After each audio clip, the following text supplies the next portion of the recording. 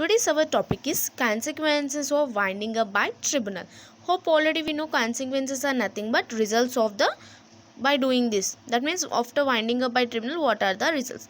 Now coming to the first one, they are saying that as soon as the winding up order is given, within a period not exceeding 7 days from the date of passing of order, the liquidator will become the owner of the company. Second point, the petitioner and company must also file with a registered copy of the order, and if they does anything mistake, that means sir, we are not going to wind up our company, and they will be liable to a punishment of up to 1000 per every day. Now coming to third point, the order of winding up is deemed to be the notice of discharge to the officers, employees and workmen of the company except to the business of the company.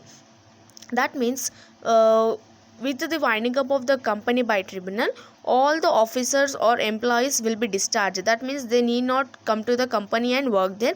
Only the owner of the company will be held there. Now coming to this, in this point they are saying that if company has any case or any suits any further in any way where the winding up company is there, winding up tribunal is there, all the cases will be transferred. Now this point is saying that it will be interest of creditors and contributors, no fact it is asked for it. That means all the contributors and all the creditors should be satisfied about the winding up of the company. Now the official liquidator by virtue becomes the owner of the company. Now here they are saying that all the powers of board of directors will be taken by the liquidator, that is exercisable by the liquidator. Now by commencement of this winding up, this limitation remains suspended in the favor of the company till 1 year.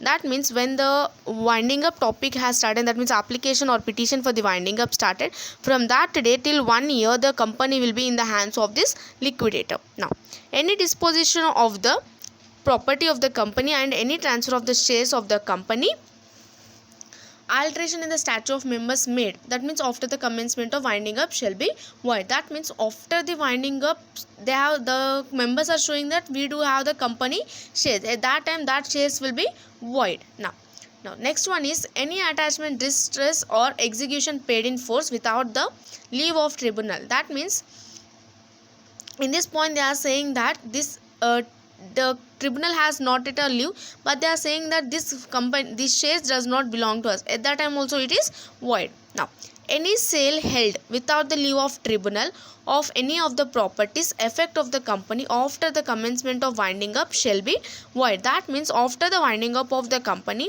they do have a property on the company name, at that time they are selling it, this is void.